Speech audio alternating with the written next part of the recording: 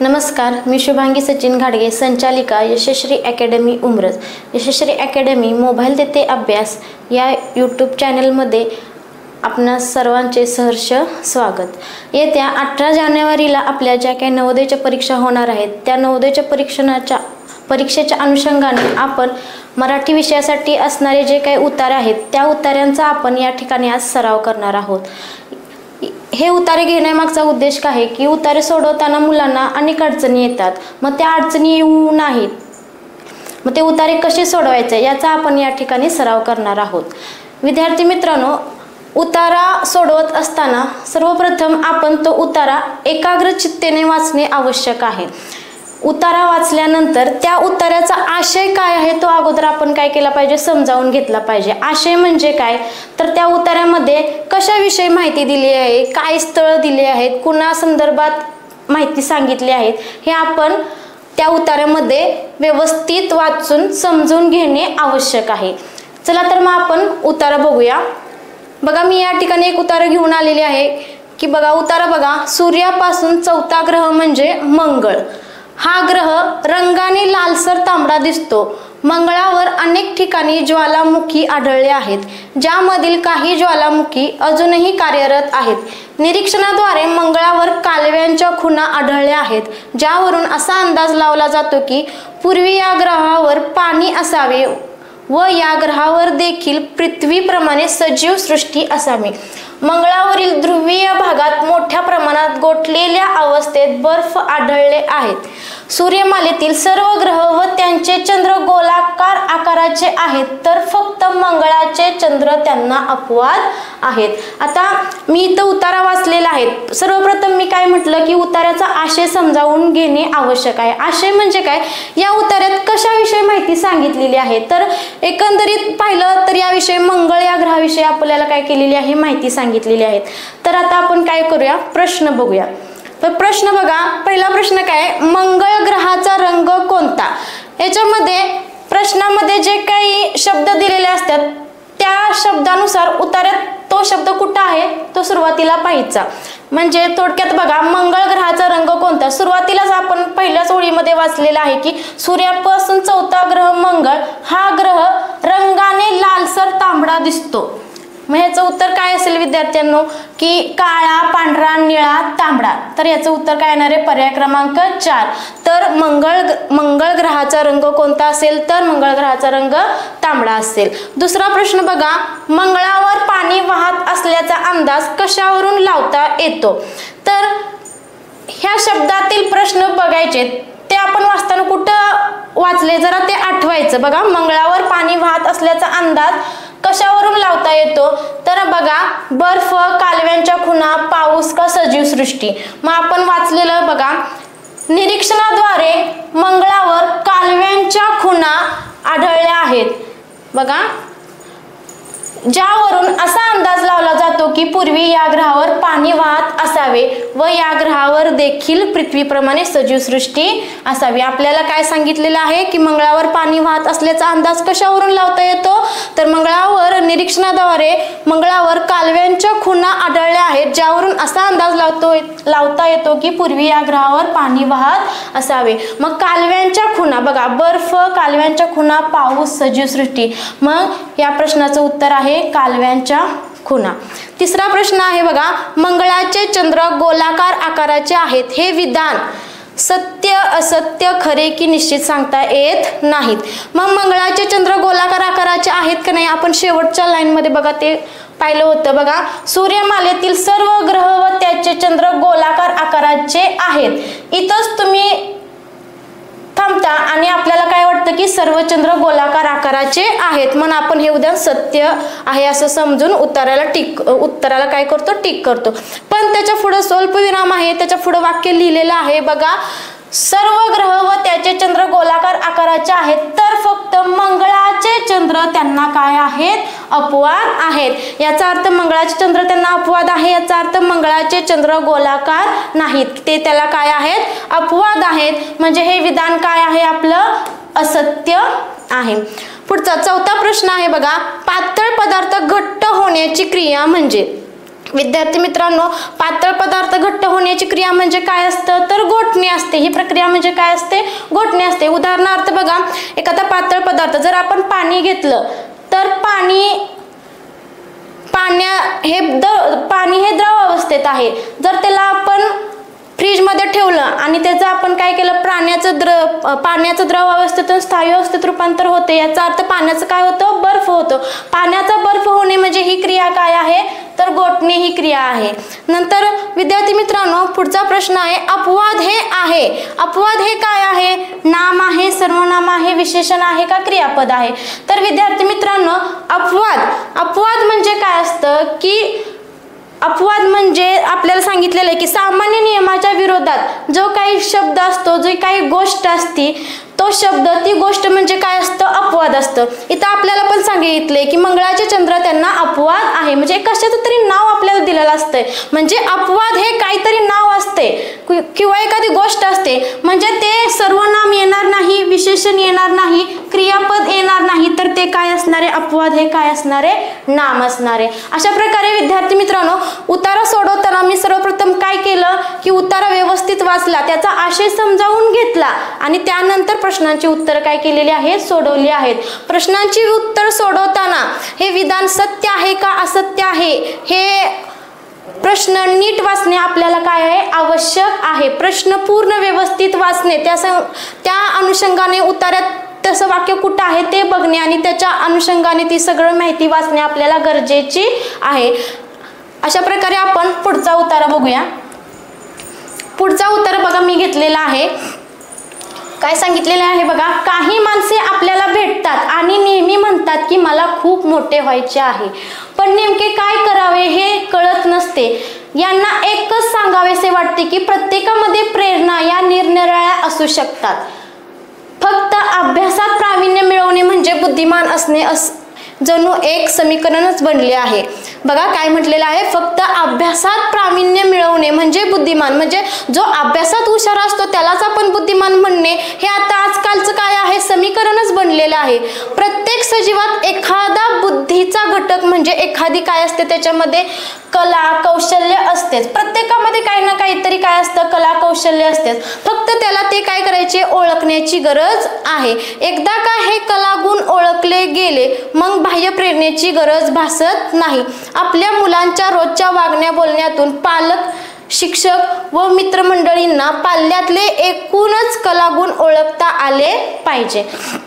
म्हणजे विद्यार्थी मित्रांनो, या उतारामध्ये काय आशय सांगितला आहे, तर प्रत्येकामध्ये काही ना काहीतरी कलागुण असतात, फक्त ते आपल्याला काय करायचे, ओळखण्याची आवश्यकता आहे। नुसता हुशार असणे म्हणजेच तो बुद्धिमान आहे असं आजकाल समीकरण आहे, पण ते काय आहे विद्यार्थ्यांनी, तो साप चुकीचा आहे। तर आपल्यामध्ये प्रत्येकामध्ये काही ना काहीतरी कलागुण असतातच। तर आपण प्रश्न बघूया विद्यार्थी मित्रांनो, बुद्धिमान असणे म्हणजे टिंबटिंब असणे जणू बुद्धिमान असणे म्हणजे टिंबटिंब असणे असे जणू समीकरणच बनले आहे। तर मी काय म्हणलेलं आहे बघा, बुद्धिमान असणे म्हणजे बघा इथं सांगितलेलंच आहे, बुद्धिमान असणे हे जणू एक समीकरणच बनले आहे। म्हणजे बुद्धिमान म्हणजे मी काय सांगितलं इथं की हुशार, बुद्धिमान म्हणजे कसं, हुशार, म्हणजे बुद्धिमान असणे म्हणजे हुशार असणे असे जणू समीकरणच बनले आहे। आणि आजकाल तसंच समजलं जातं की जो विद्यार्थी वर्गात बुद्धिमान आहे, हुशार आहे, त्याला तोच काय आहे, जो मुलगा वर्गात हुशार आहे तोच काय आहे, बुद्धिमान आहे, असं आता आजकाल समीकरणच मांडलेलं आहे। पण बुद्धिमान असणे म्हणजे हुशार असणे असे जणू काय आता आहे, समीकरणच आहे।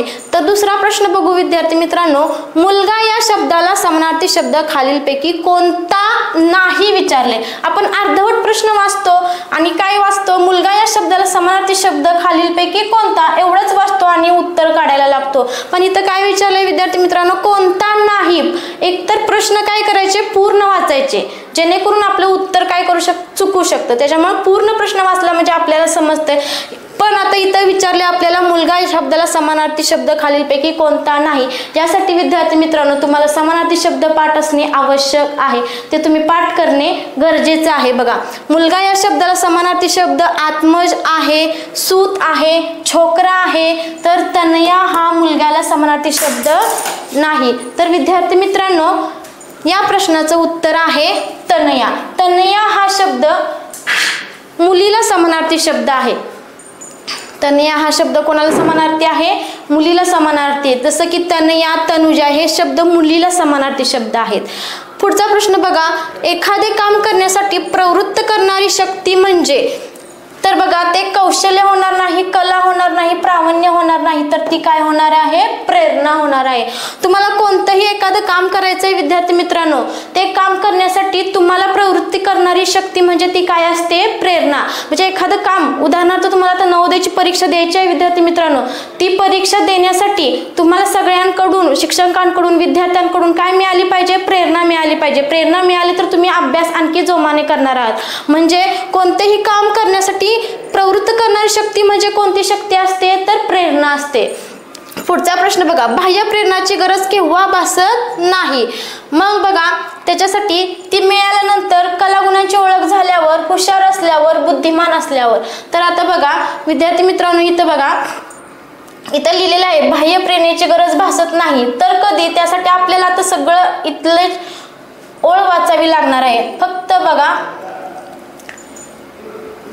बघा प्रत्येक सजीवात एखादा बुद्धीचा घटक म्हणजे एखादी कला, कौशल्य असते, फक्त त्याला ओळखण्याची गरज आहे. मग बाह्य प्रेरणाची गरज केव्हा भासते? तर त्याला त्याच्या त्या कलागुणांची ओळख झाल्यावर आपल्याला बाह्य प्रेरणांची गरज भासत नाही. बघा फक्त त्याला ओळखण्याची गरज आहे. एकदा का हे कलागुण ओळखले गेले मग बाह्य प्रेरणाची गरज भासत नाही. मग कलागुणांची ओळख झाल्यावर आपल्याला कळालं की आपल्यामध्ये हे कलागुण आहेत, हे कलागुण आपल्याला माहिती झाल्यावर आपल्याला बाह्य प्रेरणांची गरज भासत नाही.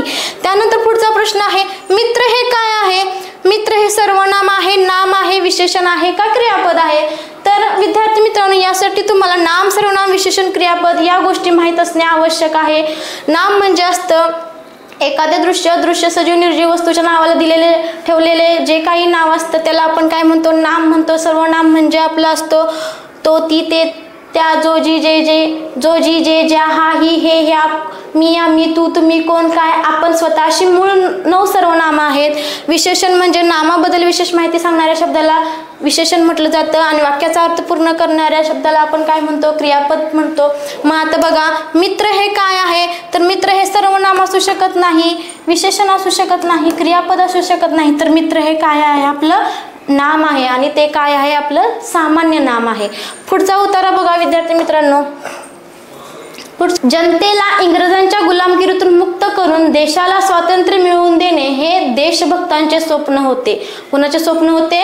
देशभक्तांचे स्वप्न होते. स्वतंत्र भारत 21व्या शतकाच्या उंबरठ्यावर प्रगत राष्ट्र म्हणून ओळखला जावा हे राजीव गांधी सारख्या उमद्या नेतृत्वाचे स्वप्न होते. 2020 साली भारत महासत्ता होईल हे डॉक्टर अब्दुल कलामांचं स्वप्न आहे. देशाबद्दल या माणसाची जशी स्वप्ने होती अगदी तसेच माझेही एक स्वप्न आहे.